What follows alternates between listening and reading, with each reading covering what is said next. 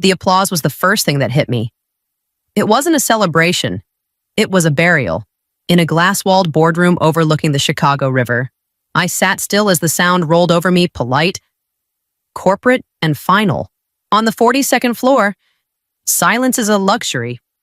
But today, it was a weapon. Marcus, the CEO, stood at the head of the mahogany table. He didn't look at the screen behind him, which still displayed my quarterly efficiency metrics.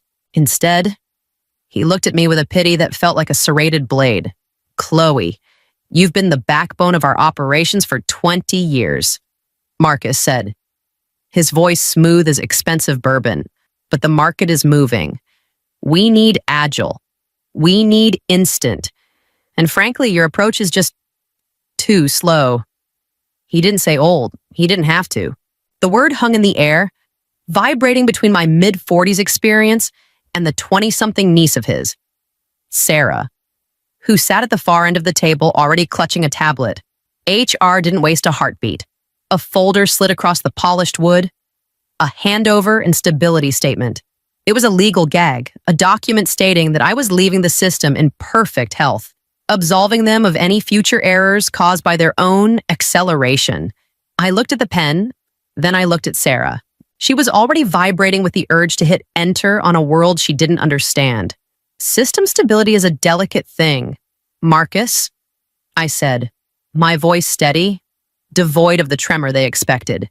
"Speed without friction usually leads to a fire. We'll take our chances with the heat," he shot back. I picked up the pen. I didn't sign immediately. I let the silence stretch until it became uncomfortable. I wanted them to remember this moment of sluggishness. Then, I signed my name, Chloe Harrington, with a flourish that felt like a death warrant. As security appeared, a theatrical touch Marcus loved. I stood up. I didn't grab my coat. I grabbed a single, thin blue binder titled Operational Fast Track Phase 1 and placed it squarely in the center of the table. "A parting gift," I whispered. I saw Sarah's eyes light up. She saw a shortcut. I saw the bait. Inside that binder was a modified workflow that bypassed 3 slow validation checks. Those checks were the only things keeping the company's $50 million tax liability from compounding. I walked to the door. As the elevator chimed, I glanced back. Sarah was already in my chair, logged in under my credentials, her fingers flying. She was fast. Faster than me. I leaned against the cool metal of the elevator wall and checked my watch. The countdown hadn't started yet. In this building, they thought time was money. They were about to find out that time is actually a fuse. Security gave me 10 minutes. In the corporate world, that's just enough time to bury a body or pack a life. When I reached my desk, the air was already different, charged with the frantic, messy energy of someone who didn't know the difference between fast and reckless. Sarah was already in my chair. She didn't just take the seat, she colonized it. Her heels were hooked on the ergonomic bar I'd adjusted for my lower back, and she was logged in under my credentials. The violation felt physical. "God, Chloe," she chirped, not even looking up. Her fingers danced across the mechanical keyboard I'd bought with my first bonus. "This architecture is a labyrinth. No wonder you were always optimizing." "It's bloated." I didn't answer. I pulled a cardboard box from under the desk and began to clear the wreckage of my career, a framed photo of my dog, a jade plant, and a stack of manual override logs. I watched her screen out of the corner of my eye. She was doing exactly what I'd baited her to do. She opened the operational fast track binder I'd accidentally left and began disabling the latency check protocols. On the monitor, a red warning icon flickered, a heartbeat of logic trying to save itself. Sarah clicked, "Ignore." Then she clicked, "Apply to all." "There," she boasted, leaning back. "I just shaved 40 milliseconds off the transaction loop. You're welcome." I placed a sticky note on the edge of the monitor. It was blank, save for a single timestamp, 14:02. "What's that?" she asked, finally looking at me with a smirk that felt like a slap. "The time you became responsible," I said quietly. I tucked a small, encrypted hard drive into my pocket, the only copy of the original safety logs. As security tapped his watch, I saw Sarah reach for the refactor button. She thought she was clearing the path. In reality, she was just removing the brakes on a $50 million train. I didn't warn her again. Why interrupt a genius at work? I stood on the sidewalk of Wacker Drive, the Chicago wind biting at my face, and pulled out my phone.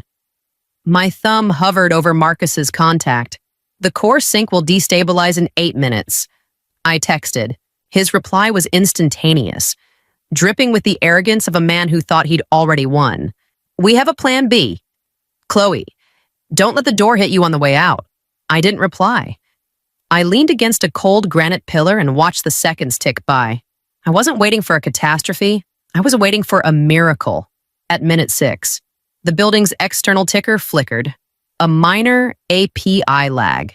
Upstairs, the alarms would be chirping low level, non-threatening warnings I'd triggered manually. At minute 8, my phone pinged with a group chat notification I hadn't been removed from yet.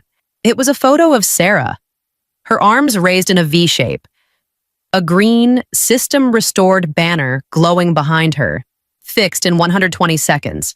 She'd captioned it. So much for the 8-minute doom. I felt a ghost of a smile. They had beaten me. By fixing the superficial glitch I'd tossed them, they had validated their own recklessness. To Marcus, I was now a bitter ex-employee who had cried wolf. To Sarah, she was a god. They didn't realize the 8-minute warning was a decoy. By bypassing the protocols to fix that minor glitch so quickly, Sarah had unknowingly severed the link to the internal audit trail. The system looked perfect on the surface. But deep in the ledger, the $50 million leak had just turned from a trickle into a flood. I deleted the group chat. I'd given them the chance to be cautious. Instead, they chose to be fast. Enjoy the victory. Marcus, I whispered to the glass tower, it's the most expensive 2 minutes you'll ever buy. By 3:00 p.m., the office chatter on my private channels was deafening. The dashboards weren't just running, they were screaming green. Legacy drag removed, Marcus had apparently announced to the floor. I could almost see him chest out, champagne flutes appearing as if by magic. Sarah was the hero of the hour. She had cleaned up the redundancy. But in my world, redundancy is another word for insurance. I sat in a quiet cafe 3 blocks away, staring at my own private ledger. I knew exactly which toggle Sarah had flipped, the double audit reconciliations DAR. To an amateur, it looks like a bottleneck, a redundant check that slows down transaction speeds by 15%. To me, it was the only thing preventing the system from rounding up on every high-frequency trade. The numbers on their screens were smiling. They were also lying. Submitting the quarterly tax preview early. A former colleague texted me, followed by a rocket emoji. My heart didn't even skip a beat. Submitting early meant they weren't just making a mistake. They were certifying it. They were taking a $50 million discrepancy and carving it into stone for the federal regulators to find. The system was now a ghost system. It looked healthy, fast, and agile. But underneath, the logic was hemorrhaging. Every second they spent celebrating speed was another $1,000 added to a looming fine that would eventually swallow Marcus whole.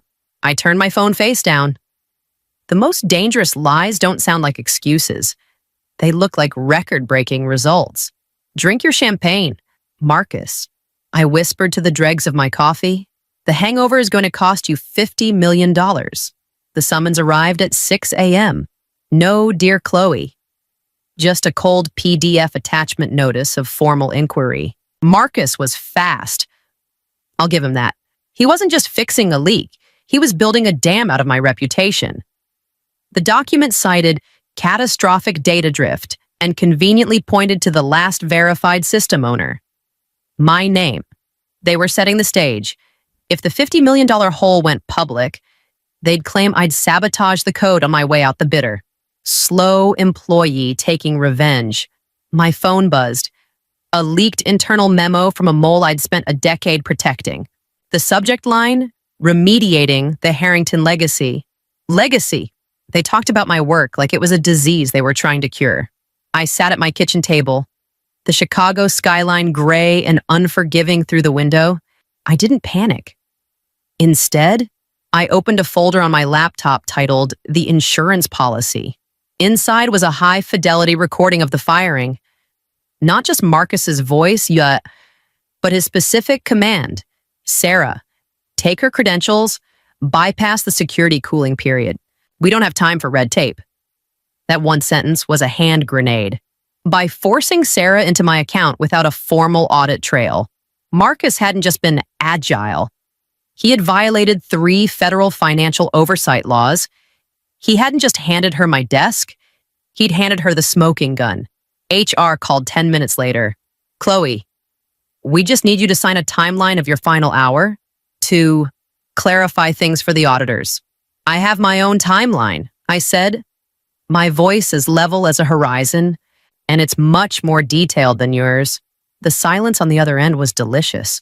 It was the sound of a billion-dollar company realizing they hadn't fired a victim, they'd evicted an architect who still held the blueprints to their destruction.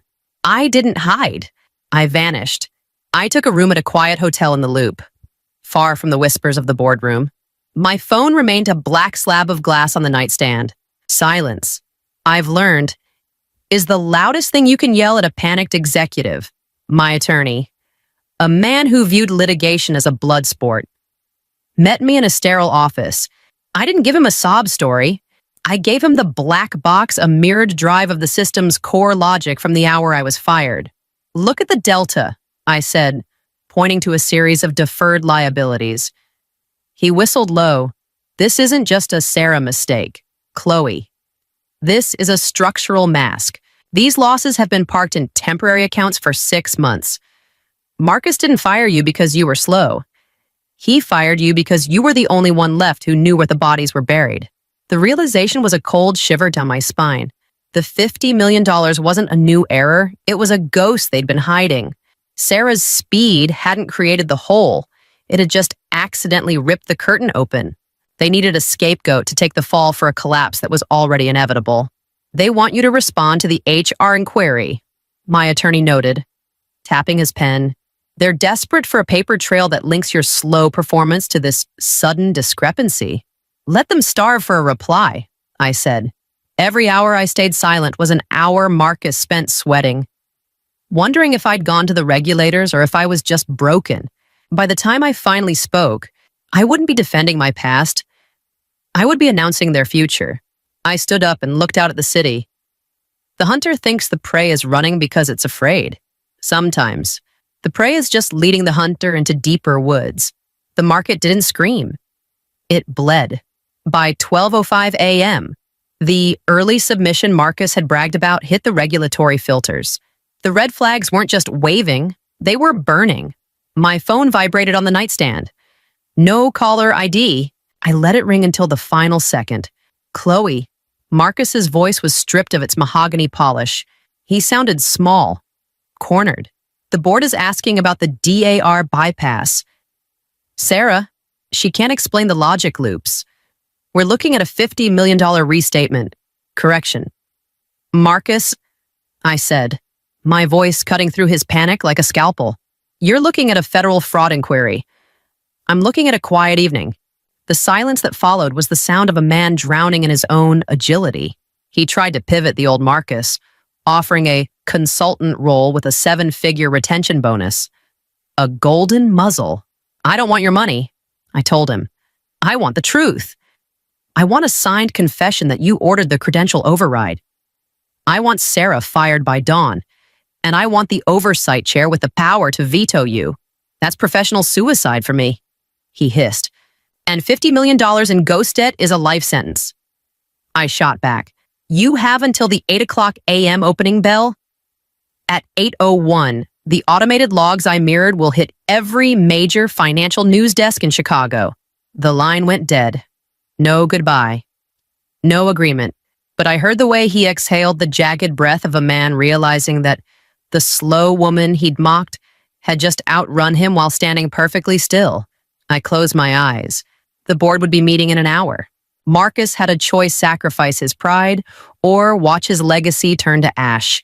By 4 a.m., the CEO's office wasn't a sanctuary, it was a cage.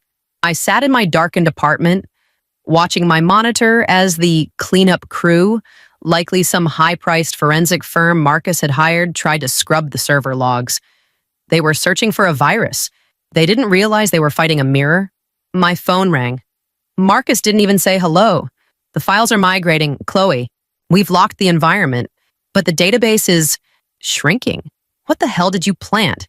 I didn't plant a virus, Marcus, I said, my voice a calm contrast to his jagged breathing. I planted a dead man's switch. It's a logic loop tied to my specific biometric key. Every 24 hours, the system asks me for a health check. If I don't provide it, the system assumes the integrity of the firm has been compromised, and then the logic bomb detonates. But it doesn't delete anything. It does the opposite.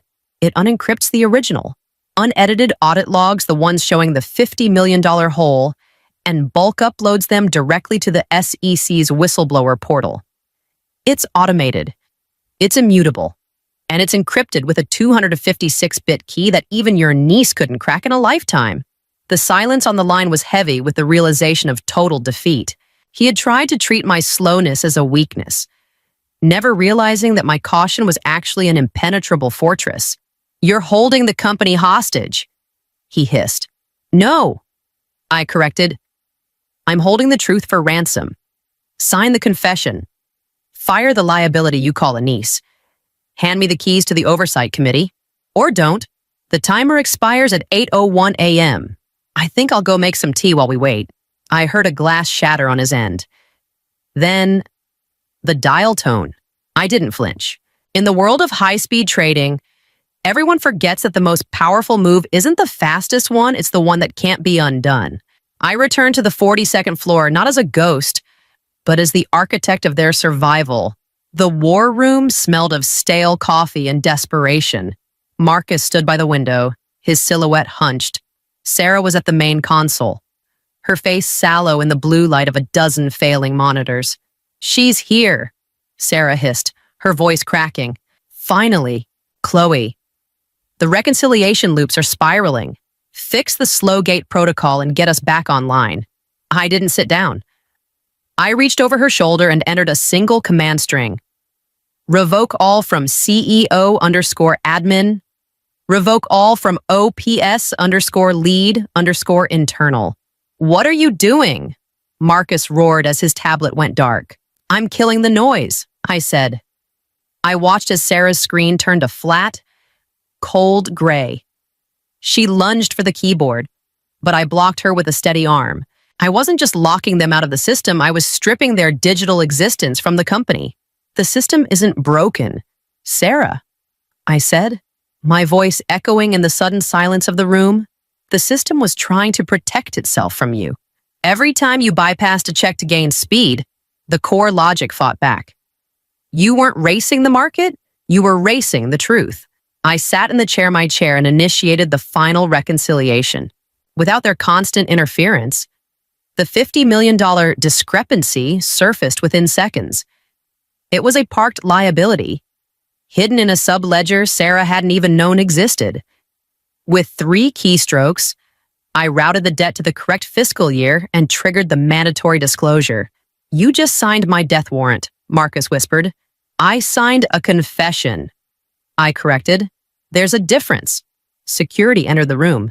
They didn't look at me. They walked straight to Marcus and Sarah. The badges hit the mahogany table with a hollow clack. The dashboards turned a steady, rhythmic blue. The slow system was finally running at its natural pace, honest, accurate, and unstoppable. The board meeting didn't end with a gavel. It ended with a plea. They sat in their high-backed chairs, the same men who had nodded while Marcus dismantled my career. Now, they were sliding a leather-bound folder toward me. It contained a number large enough to buy a lifestyle, not just a life. Interim CEO. Chloe, the chairman said, his voice stripped of its usual steel. We need your stability to calm the market. We'll even give you a seat on the board. I didn't pick up the folder. I didn't even touch the table. I'm not coming back to fix a house that still thinks a slow foundation is an insult. I said, my voice cutting through the expensive silence. You don't need a savior. You need an auditor. And I'm not interested in being the former. I walked out of that glass-walled maze for the last time. My phone was already vibrating. But not with Marcus's panic. The callers were CEOs from firms who had watched the $50 million disaster from the sidelines. They didn't want agile. They wanted invincible. I founded Harrington Oversight a week later. My office is small, overlooking a quiet stretch of the Chicago River. We don't trade in milliseconds or high-frequency gambles. We trade in the one thing Marcus and Sarah couldn't understand: accountability. One afternoon, I ran into a former colleague on Wacker Drive. She looked at my new credentials and offered a tight, nervous smile. You were always so careful. Chloe, I guess it paid off. It didn't just pay off, I replied. It kept the lights on while yours were flickering. The world will always worship speed until the brakes fail. They call it acceleration until the cliff edge appears. I've realized that being too slow was never my weakness. It was my shield. I'm Chloe Harrington. I'm 48 years old. And I've finally learned that the most powerful person in the room isn't the one who moves the fastest. It's the one who is still standing when the dust finally settles. The sound I remember most is the click. Not yelling, not gasps, just a clean, small click, like closing a tab you do not need anymore. I was standing at the end of the table with the remote in my hand, my thumb still warm from pressing through slides I had rehearsed 100 times. The screen behind me showed the dashboard. Red flags, green paths, the thing I had built piece by piece until it finally made sense.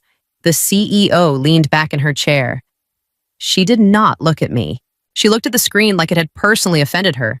This is your finished product. I opened my mouth. I had an answer ready. I had 3. I had charts, timelines, test results. I did not get to use any of them. She started talking. Words like incomplete, unscalable, embarrassing. She said them casually, like she was reading weather updates. A few people shifted in their seats. Someone tapped a pen too fast. The room smelled faintly like burned coffee and printer toner. Then she leaned forward. Her hand went to the keyboard. Not mine. Hers. I remember thinking, for a split second, that she was going to close the file or pull up notes. Something normal, something professional. The cursor moved, one box highlighted, then another. Click. The screen went blank. She did not raise her voice when she said it. That part hurt more than if she had screamed. Start over. Or get out. That was it. No discussion. No vote. No pause to let it land. I stood there with the remote still in my hand, suddenly aware of how stupid that looked. I set it down slowly, like any fast movement might make this worse. My ears felt hot. My face probably did too. I could not tell. No one said my name. No one said anything at all. My name is Zara Whitcomb, 42 years old. I'd spent years building that system. Nights, weekends, the quiet parts of my life where no one was watching. All of it reduced to a blank screen and a sentence that sounded like a suggestion but felt like a verdict. She turned her attention to the next item on the agenda as if I had already left the room. I was still standing there when I realized I probably should not be. I didn't argue. My own silence was the first thing that caught me off guard. I gathered my things in a room that suddenly felt too small. The chair legs shrieked against the linoleum. The CEO didn't look up, her gaze already fixed on the next person she intended to diminish. Zara, she muttered. We're done here. I nodded like that meant something and walked out. In the hallway, Mark from compliance leaned against the wall pretending to read his phone. That was rough, he said, not meeting my eyes. I didn't answer. I didn't want him to hear the tremor I was trying to hide. At my desk, I started packing. Fast. Too fast. I knocked over a mug and coffee ran across old meeting notes. It smelled bitter and burnt. Someone laughed near the copier. Not at me. The fact that the world kept turning without a glitch was what actually hurt. You okay, Jenna whispered from 2 desks over. I'm fine, I said. Automatic. Stupid. My phone buzzed with a formal termination notice before I even reached the parking lot. The severance mentioned in the attachment was insulting a price tag on years of my life, but the freedom felt absolute. I was officially an outsider. The CEO's tight smile back there wasn't an invitation to talk. It was a victory lap. I didn't wait for a follow-up. I just left. The elevator doors closed. My hands shook once, then stopped. 3 days of silence followed, the kind of silence that makes you forget what day of the week it is. Zara, a man said, careful, professional. This is Owen Clark from North River Logistics. I almost didn't answer. I almost let it go to voicemail like a coward. Hi, I said. What's going on? There was a pause, papers shuffling. I could picture him in his office, sleeves rolled up, doing math in his head. Our dashboard flagged a supplier risk this morning. He said, same pattern your system warned us about last quarter. My stomach tightened. Okay, it saved us. He continued. Again, we rerouted in time. Would have cost us close to $200,000 if we hadn't. I leaned against the counter. My sink was full of dishes I hadn't touched in days. So why, Owen said, is your team not responding to update requests? My team, I repeated. You or whoever replaced you. He said. Support went silent. I closed my eyes. There is no replacement. Another pause. This one heavier. You're telling me. He said slowly. The software's still running. But you're not there. That's right. That doesn't make sense. He said, not angry. Confused. The last update reduced our incident exposure by 18%. My board loves this thing. I swallowed. They deleted my files. I said, I hated how small my voice sounded. Not the system. Silence. Then a sharp exhale. So the results are real. He said, but the people in charge don't know how it works. That's one way to put it. He didn't argue. That mattered. Listen, Owen said, we don't care who owns the building. We care who understands the machine. I felt something shift. Not relief, not joy, just pressure lifting. Slightly. We'll need guidance, he added, whether that's you or someone else. I looked at the blank wall in front of me, the faint hum of my refrigerator. Proof that things still functioned. Even when ignored. I can't help you right now, I said, but you should know it's still doing exactly what I designed it to do. I figured, he said, that's why I called you after we hung up. I didn't move for a long time. She had erased my work from a server. She hadn't erased what it did in the real world. The lawyer didn't sugarcoat anything. I appreciated her bluntness. You can't take code, she said, tapping the table. You can't take documents. You can't call their clients first. And you definitely can't reuse anything you built on their time. I built it. I snapped. The words were out before I could check them. You built it there, she replied, her voice remaining calm. That's the part that sticks. I nodded, my leg bouncing a nervous rhythm under the table.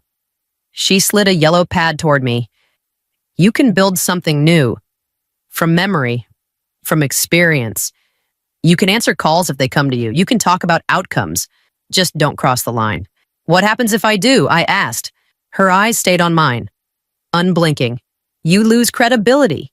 You lose leverage. And you hand them the very weapon they need to bury you. I left her office with a headache and a list of rules that felt like handcuffs.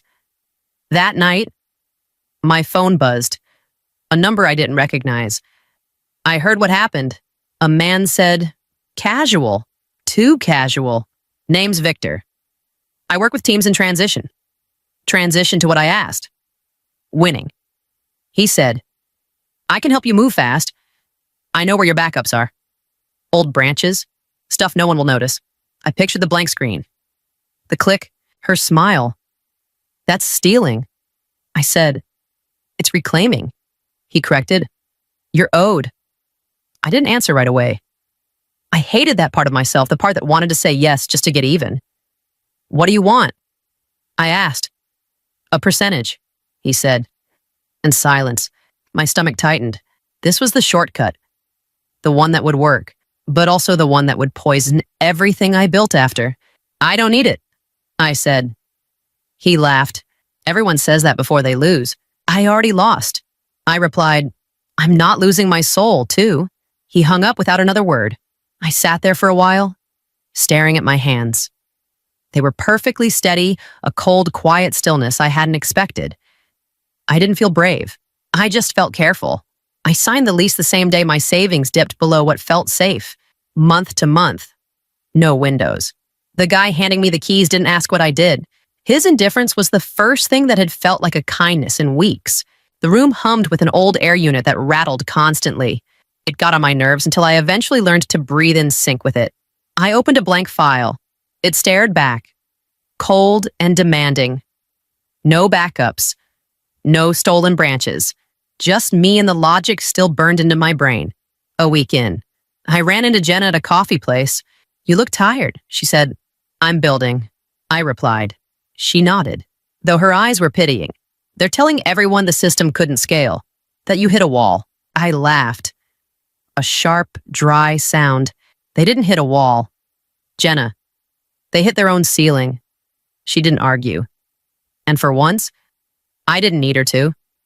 By day 10, my eyes burned. By day 15, my hands shook whenever the caffeine wore off. I kept telling myself I'd gone through worse. Even if I knew it was a lie, night 23 was the worst. I thought I had it. The logic lined up.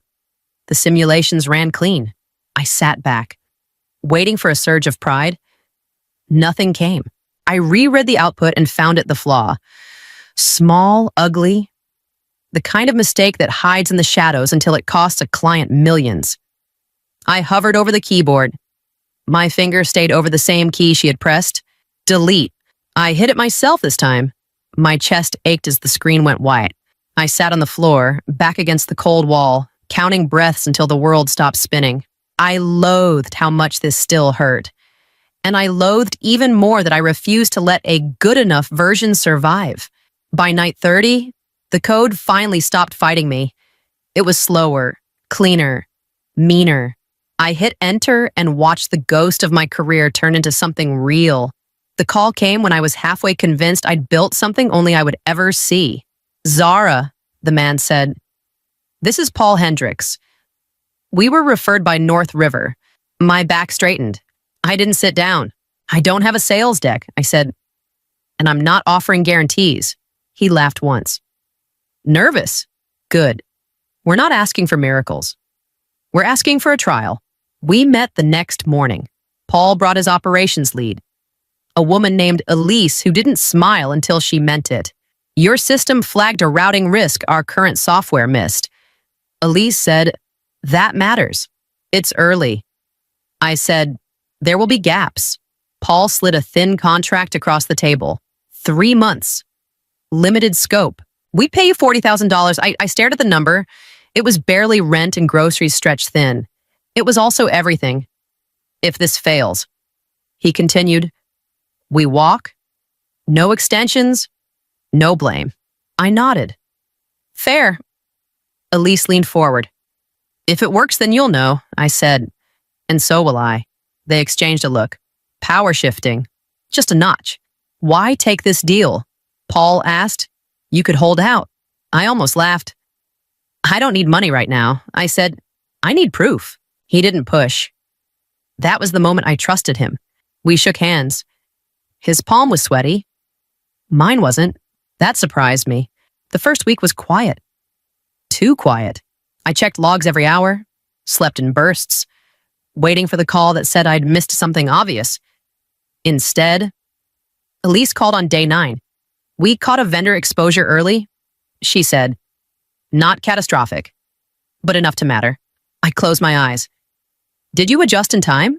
Yes, she said. Then softer.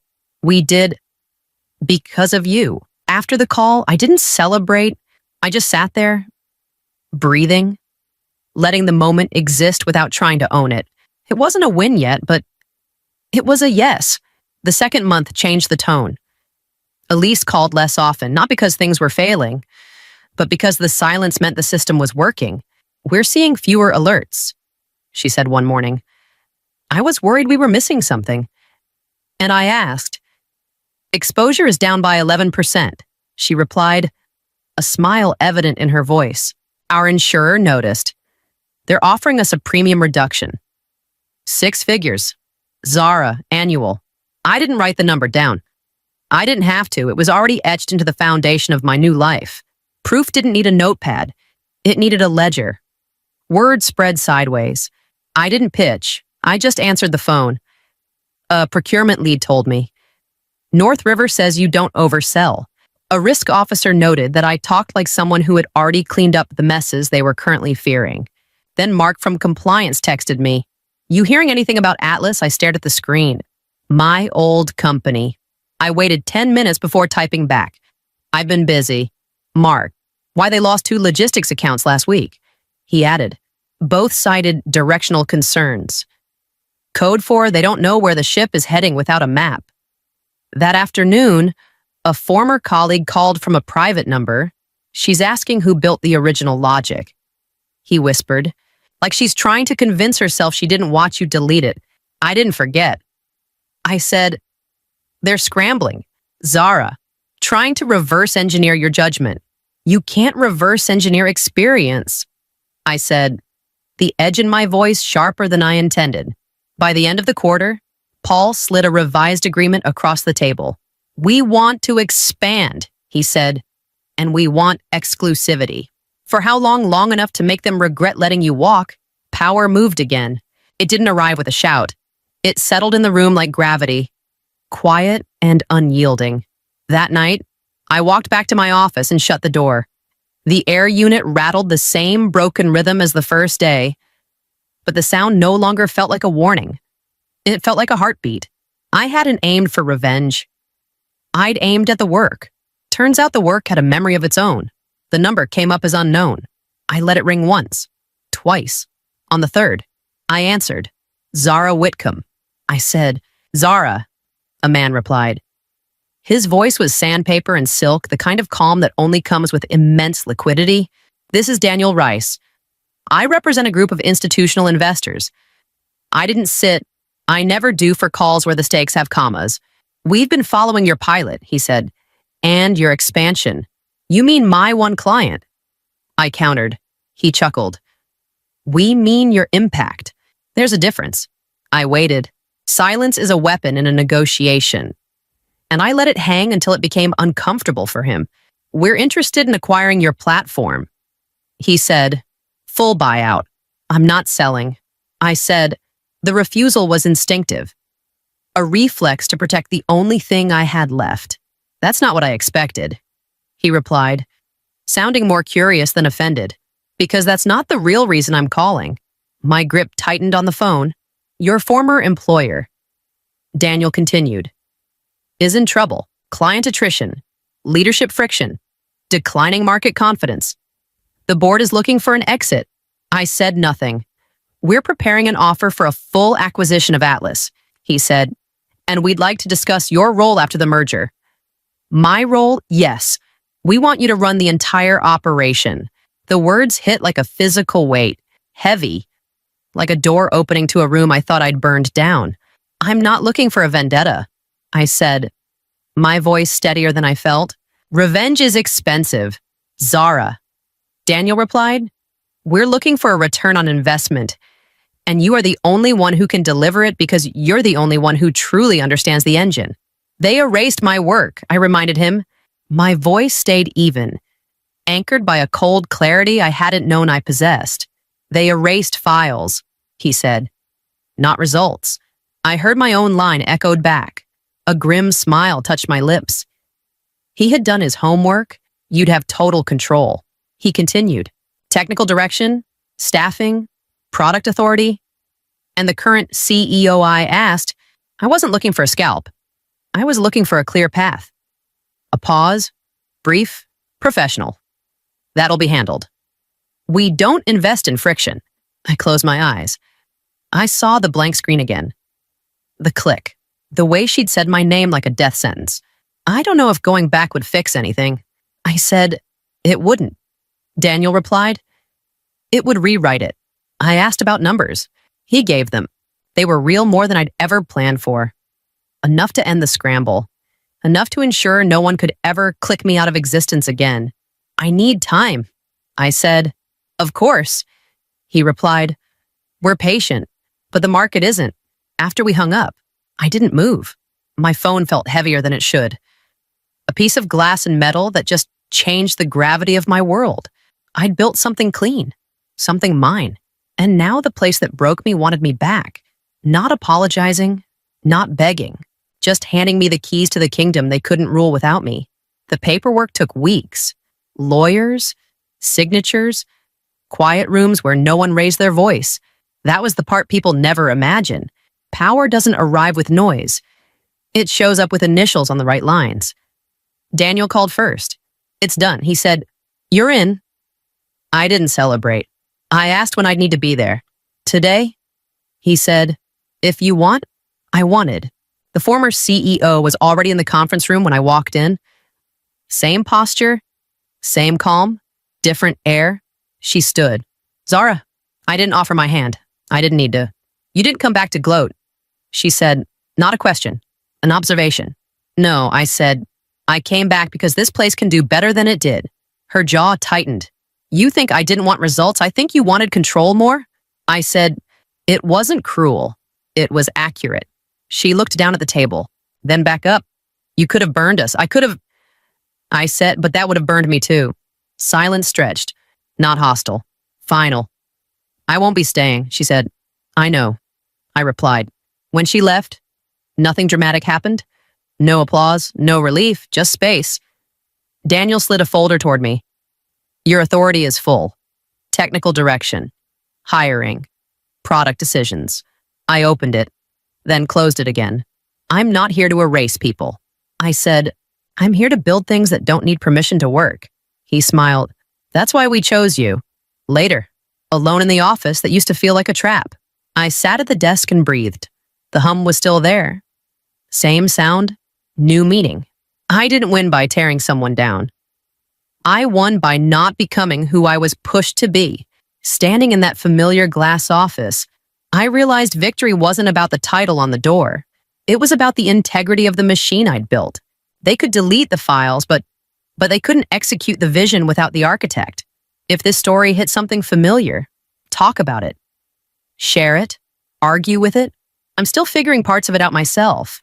Is true victory defeating someone or becoming someone they never expected? Whatever you think, say it out loud. That's how the next part starts. The coffee hit the marble before the security cameras could even adjust their focus. It was a cheap paper cup, folding in on itself like a dying lung. Dark liquid splashed across the floor, soaking into the pristine red leather of Evelyn Carter's Louboutins. The room didn't just go quiet, it became a vacuum. No one gasped. In this building, people didn't react until they saw which way the CEO's shadow fell. Evelyn didn't flinch. She looked down at the stain. Then up at me, a thin, practiced smile cutting across her face. It was the look a predator gives a meal that stopped running. Intentional misconduct, she said, her voice a low, melodic threat. The HR director stepped forward instantly. As if he'd been waiting behind a curtain, a folder was produced. Papers were slid across the table. Already clipped. Already signed. The script was read with the cold efficiency of a funeral rite disrespect toward leadership. Immediate termination. No severance. Effective 60 seconds ago. I held out the file I was carrying the internal audit that was supposed to save this merger. Evelyn took it, her eyes never leaving mine, and fed it directly into the industrial shredder beside her chair. The machine hummed, a mechanical growl devouring months of my life. My name is Grace. I am 44 years old, and for the first time in a decade, I felt my pulse hammering in my jaw. I had spent 10 minutes pretending to be a clumsy consultant. Now, the mask was starting to itch. Security moved in. They didn't touch me. They didn't have to. The air in the room had already pushed me out. I saw the faces of my colleagues. They looked through me as if I were already a ghost. At the threshold, I paused. Without turning around, I reached into my pocket and flicked a business card onto the mahogany table. It was old. The edges worn soft. the ink embossed with a name that hadn't been spoken in these halls for years. I stepped toward the elevator. Behind me, I heard the sharp, ragged intake of breath. It wasn't Evelyn. It was the company's lead counsel. I heard the sound of his knees hitting his chair as his legs gave out. If I was just a terminated consultant, why did the man who owned this firm's secrets look like he'd just seen his own executioner? The elevator doors slid shut, sealing the silence. The game hadn't ended. It had just moved floors. The cold didn't hit me until I reached the sidewalk. My phone vibrated a frantic, rhythmic buzzing that felt like a dying pulse. Access denied. The notification flickered and died. Then came the others. My corporate email, my cloud archives, my encrypted messaging apps one by one. The icons on my screen turned gray.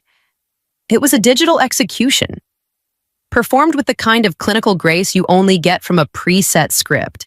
Evelyn hadn't just fired me, she was scrubbing me from the record. I pulled up the live deal tracker for the merger, the $10 billion monster I had spent 6 months feeding. My name was gone. Not moved to inactive. Not replaced. Just deleted. It was as if the cells in a spreadsheet had simply healed over the space where I used to be. A notification slid in from an anonymous burner account, an internal memo already circulating through the firm. Subject security alert. Grace, redacted. The language was venomous. Hostile actor.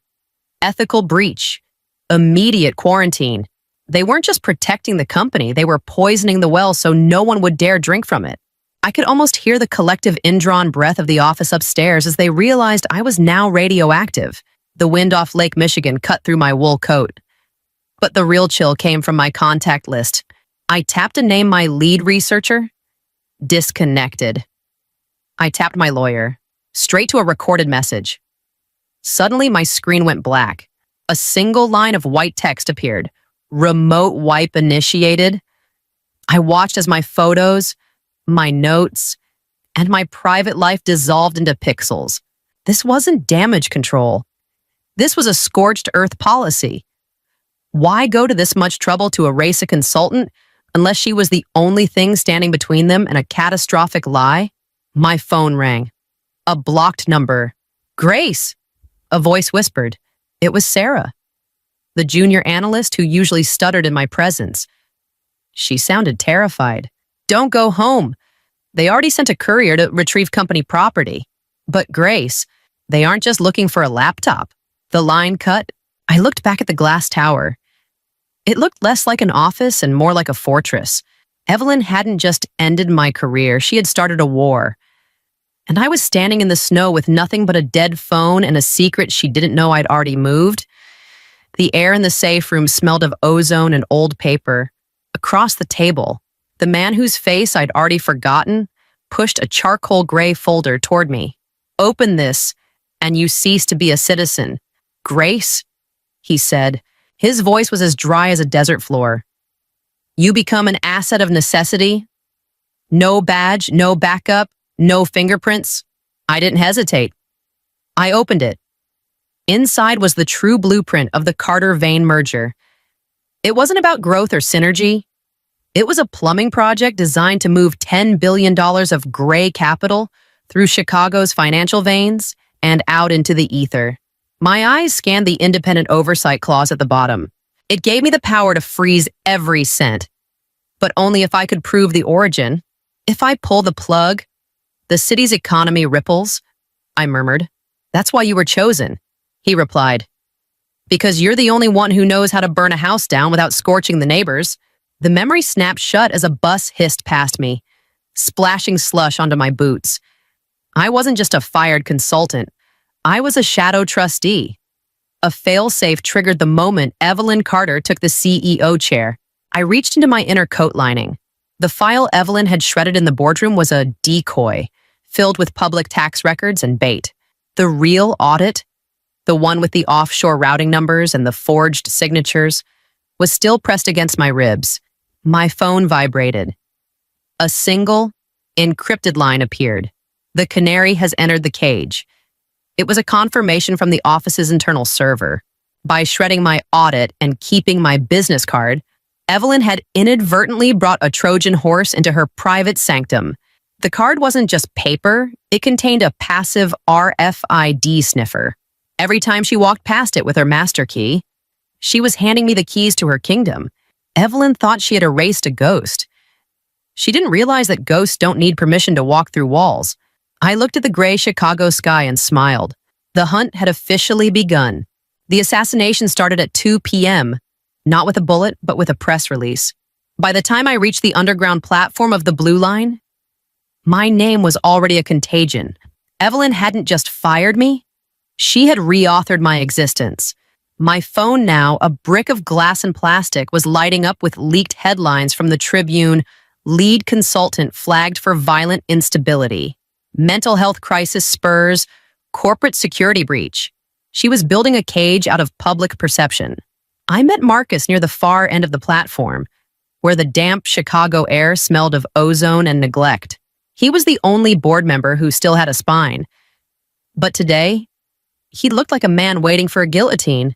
"You're radioactive, Grace," he whispered, the roar of an approaching train swallowing his voice. She didn't just leak the instability narrative, she's filing a temporary restraining order. If you step within a block of the tower, you're looking at a felony. It's a lie.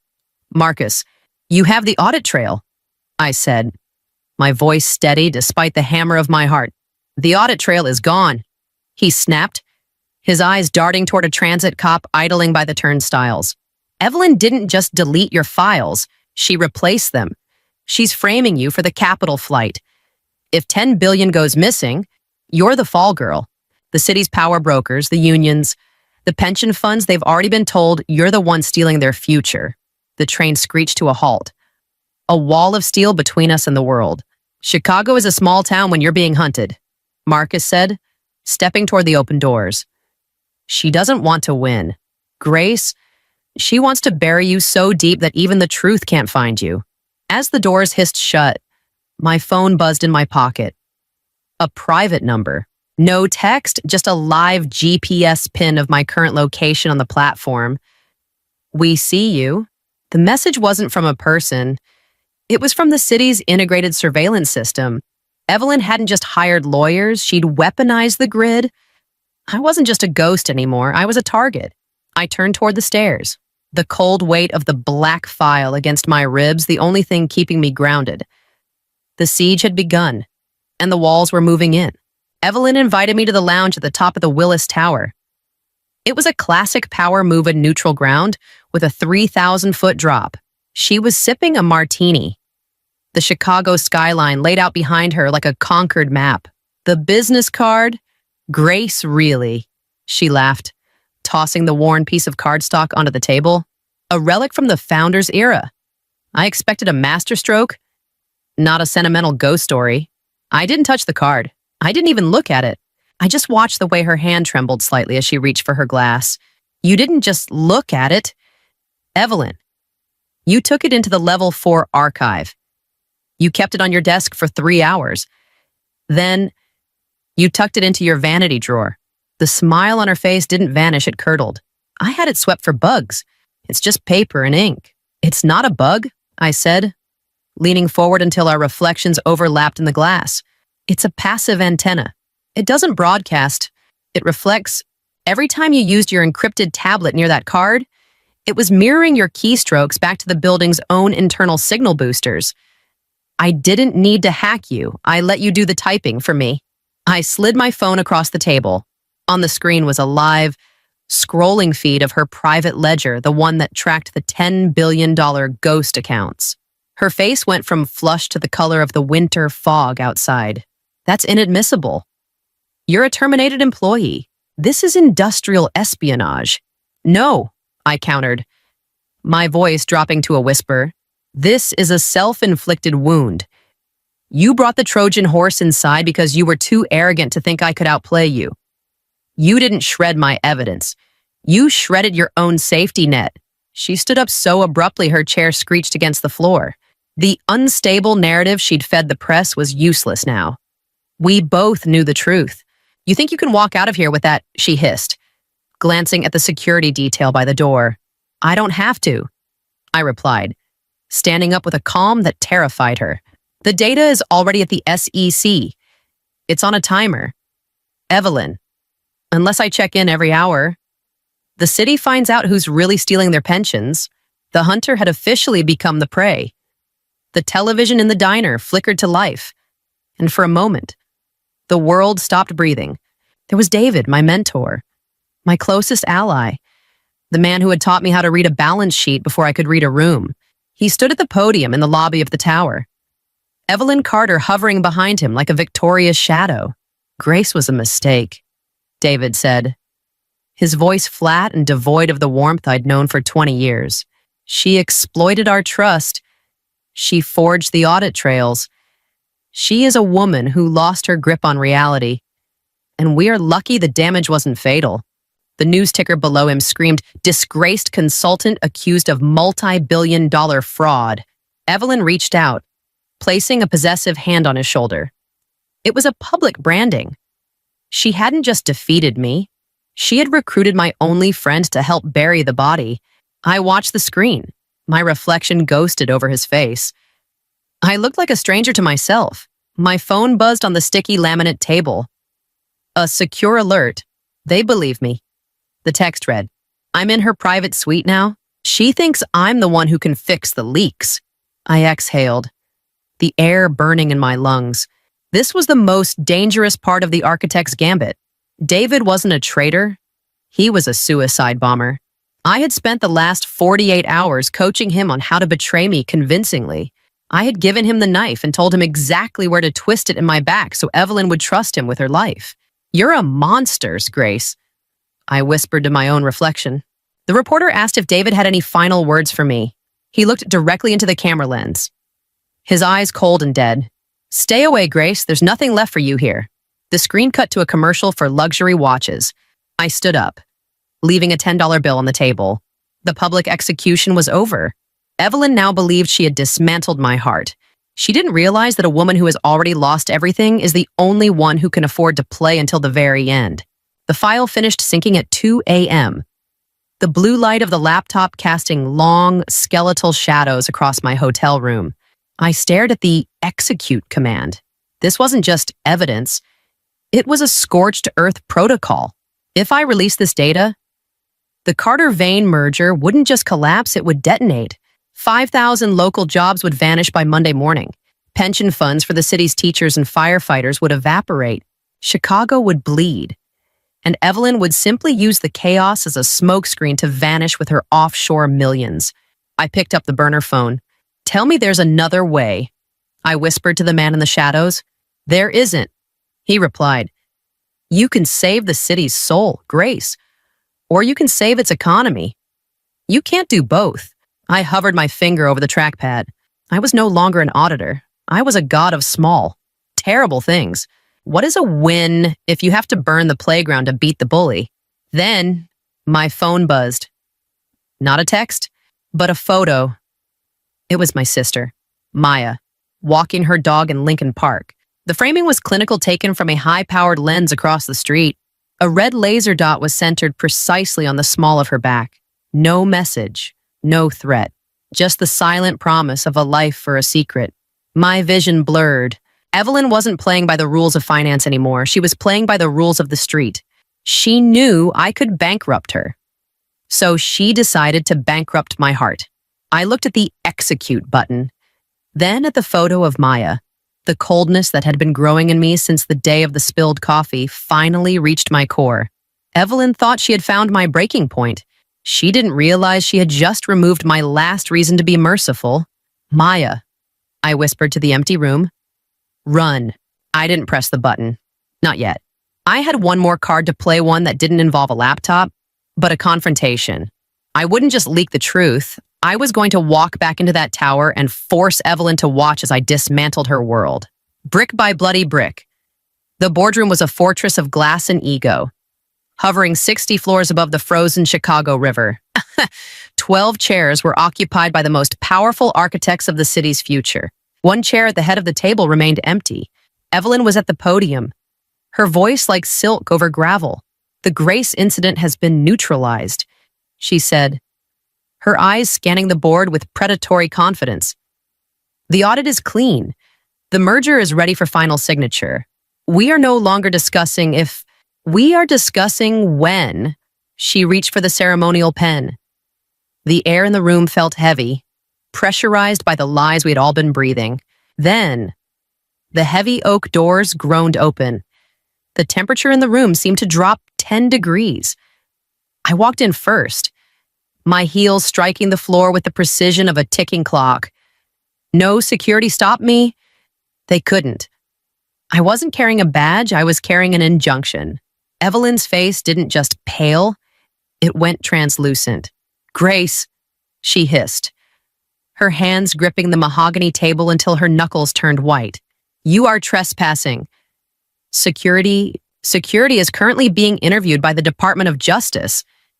"Evelyn," I said, stepping aside. The room went into a collective cardiac arrest as a wheelchair was pushed through the threshold. In it sat Arthur Vane, the founder. The man Evelyn had declared permanently incapacitated 18 months ago to seize his throne. He looked older, his breathing assisted by a portable tank, but his eyes were the color of cold steel. The 13th chair was pulled out. The sound of wood on marble was like a gunshot. "The dead don't stay buried in Chicago when there's money to be made." Arthur's voice cracked. A dry, terrifying sound. I leaned over Evelyn, my breath ghosting against her ear. "The photo of my sister. It was a nice touch. But you forgot one thing. I'm the one who designed Arthur's medical trust. I didn't just hide him. I waited for you to commit enough felonies to make his return a death sentence for your career." Around the table, the board members, the same ones who had called me unstable an hour ago, began to pull their hands away from the merger documents as if the paper were on fire. The vote was over before it began. I took the 13th chair. The leather groaned under my weight, the only sound in a room that had forgotten how to breathe. I didn't shout. I didn't gloat. I simply slid a single sheet of paper across the mahogany, a mirror image of the ledger Evelyn had tried to bury, one by one. The board members leaned in. I watched the blood drain from their faces as they saw their own signatures on the offshore authorizations. "This is a fabrication," Evelyn said, her voice a razor-thin wire. She looked at her lead counsel, the man who had seen the business card and crumbled. "Tell them, Marcus, tell them this is a desperate play by a terminated employee." Marcus didn't look at her. He took off his glasses and rubbed the bridge of his nose, looking suddenly 20 years older. "The records are verified. Evelyn, they didn't come from a hack. They came from the internal compliance server." "Impossible," she snapped. "I locked those servers myself." "You did," I said softly, leaning into her personal space. "But you used the biometric override I programmed for Arthur Vane 5 years ago. I didn't steal your keys. Evelyn, I built the locks. You were never the CEO. You were a tenant. And your lease just expired." The silence that followed was absolute. Evelyn turned to the board, her eyes searching for an ally. A debt? A friend? She found nothing but cold, corporate glass. One by one, they pushed their chairs back, physically distancing themselves from the site of the wreck. A motion to strip executive authority. The youngest director whispered. "Seconded," came a chorus of voices. Evelyn didn't move. She sat frozen as the federal agent stepped forward not to handcuff her, but to block the exits. "You aren't going to a cell yet, Evelyn," I murmured, standing up and smoothing my coat. "An arrest is too quick. You're going to sit in this room and watch as we dismantle every shell company, every offshore account, and every lie you ever told. You wanted this chair. Now, you're never going to leave it." I walked toward the door, not looking back. I had promised her a termination. I just hadn't mentioned it would be a slow one. Evelyn didn't leave the building in handcuffs. In the world of high finance, the perp walk is for the amateurs. For someone like her, the end is a quiet, sterile room and a stack of papers that strip away your name until you are nothing but a series of frozen accounts. She was sentenced to a house arrest that felt more like a tomb, a multi-million-dollar penthouse she could never leave, overlooking a city she no longer owned. As she was led to the private elevator, She looked at me one last time. There was no rage left, only a profound, hollow confusion. She still didn't understand how a consultant with a coffee cup had unmade her world. The days that followed were a blur of reconstruction. The unstable headlines were retracted as quietly as they had been printed. My phone, once a brick of silence, now chirped incessantly with apologies from people who had always believed in me. I didn't answer them. I didn't need their validation now that I had their fear. On Friday evening, I stood on the edge of the Chicago River, watching the ice break apart in the dark water. The snow was beginning to melt, turning the city's sharp edges into something soft and gray. I thought about the execute button I never pressed. I could have leveled the firm. I could have watched 5,000 families suffer just to ensure Evelyn never breathed free air again. But as I watched the river flow, I realized that real power isn't the ability to destroy. Anyone can be a wrecking ball. Real power is the restraint to keep the structure standing while you remove the rot. My name is Grace. I am 44 years old. I am no longer a ghost, and I am no longer a target. I reached into my pocket and found the old business card, the one that had started it all. I dropped it into the water. It swirled once, then vanished beneath a sheet of ice. The game was over. The city was quiet. And for the first time in a decade, I wasn't waiting for the other shoe to drop. I turned away from the water and started walking. I didn't look back. There was work to do.